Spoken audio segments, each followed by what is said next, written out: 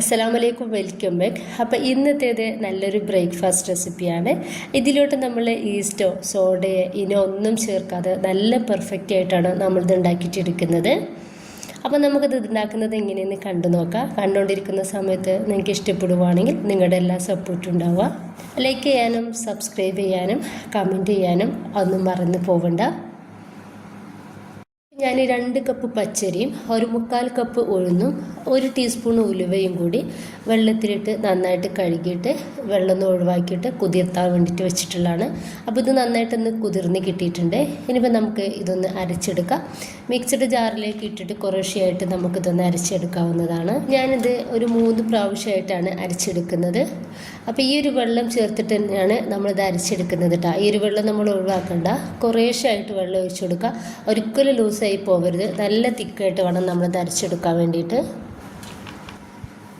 ഇപ്പോൾ ഇതാ ഞാനിതൊന്ന് അരച്ചെടുത്തിട്ടുണ്ട്. ഈ ഒരു രീതിയിൽ ബാക്കി കൂടി ഒന്ന് അരച്ചെടുത്തിട്ട് വരാം. ഇപ്പോൾ മുഴുവനായിട്ട് തന്നെ ഞാനൊന്ന് അരച്ചെടുത്തിട്ടുണ്ട്. ഇനിയിപ്പോൾ കൈ വെച്ചിട്ട് നമുക്ക് ഒരു 2-3 മിനിറ്റ് ഇത് നന്നായിട്ട് ബീറ്റാക്കി എടുക്കണം.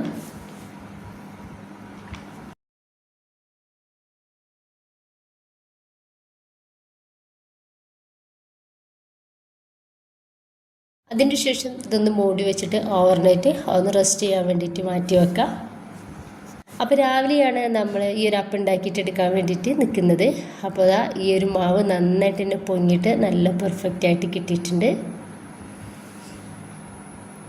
ഈ സമയത്ത് നമുക്ക് ഇതിലോട്ടുള്ള ഉപ്പ് ചേർത്ത് കൊടുത്തിട്ട് നന്നായിട്ടൊന്ന് മിക്സ് ആക്കി എടുക്കാം.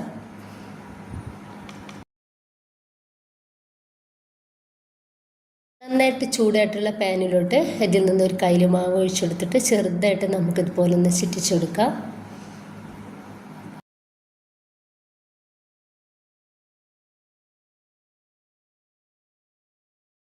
ഇപ്പം നമ്മുടെ ഈ ഒരു അപ്പം റെഡി ആയിട്ടുണ്ട്. ഇത് കാണുമ്പോൾ തന്നെ നിങ്ങൾക്ക് മനസ്സിലാവുന്നുണ്ടാവും നല്ല പെർഫെക്റ്റാണ്. കാരണം അടിപൊളിയാണ് കേട്ടോ, കഴിക്കാനും സൂപ്പർ ടേസ്റ്റാണ്.